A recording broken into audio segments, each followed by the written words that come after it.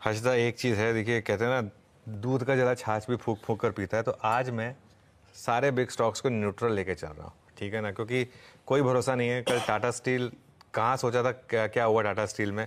तो इसके लिए पहले मुथूट फाइनेंस, इस पर न्यूट्रल है। नंबर्स अच्छे हैं, लेकिन मैं सीएलएसए की रेटिंग देख रहा था, उनकी अंडर परफॉर्म की टारगेट है अभी भी। हालांकि टारगेट 1700 का है।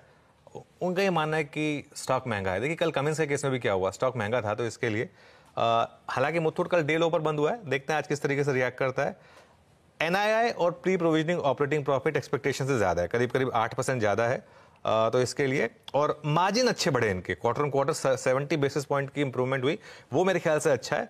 लेकिन ध्यान रखिए, गोल्ड प्राइसेस काफी बढ़े हैं इस क्वार्टर में, तो उसका भी थोड़ा सा इनको खैर काफी फायदा मिला ही है। तो मुथूट को हम न्यूट्रल लेके चल रहे हैं।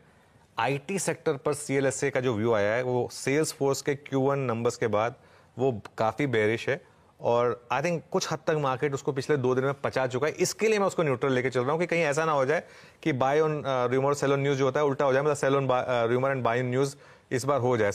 निफ्टी आईटी ऑलरेडी काफी गिर चुका है, लेकिन सेल्स फोर्स का वो जो इशू है उसकी वजह से परसिस्टेंट और एलटीआई माइंट्री और इन्फोसिस, ये कुछ स्टॉक्स हैं जिन पर सीएलएसए ने अपना व्यू दिया है। और एलटीआई माइंट्री और विप्रो, इन पर एक उन्होंने सेल कॉल दिया है। लेकिन अगेन विप्रो काफी गिर चुका है ऑलरेडी, इवन एलटीआई माइंट्री भी पहले गिर चुका था, उसके बाद रिकवरी आ रही है उसमें।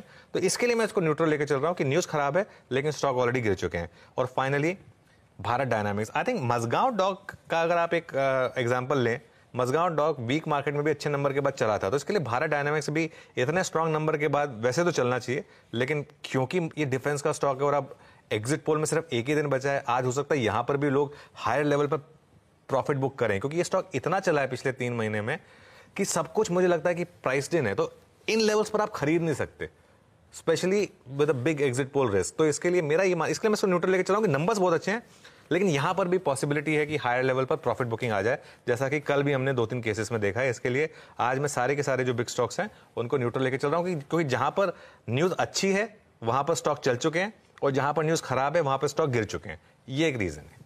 इनफैक्ट अब ये कुछ स्टॉक्स आइडेंटिफाई हुए हैं, अब देखते हैं कहां पर हरकत आती है और कैसी हरकत आती है। लेकिन वो तीनों काउंटर्स, वो दोनों काउंटर्स आपकी स्क्रीन पर, मुथूट फाइनेंस, भारत डायनामिक्स और साथ ही साथ पूरा आईटी पैक जिसमें परसिस्टेंट, एलटीआई माइंट्री, विप्रो, इन्फोसिस जैसे काउंटर्स आपको आज रेडार पर रखने हैं। अच्छा, अब हम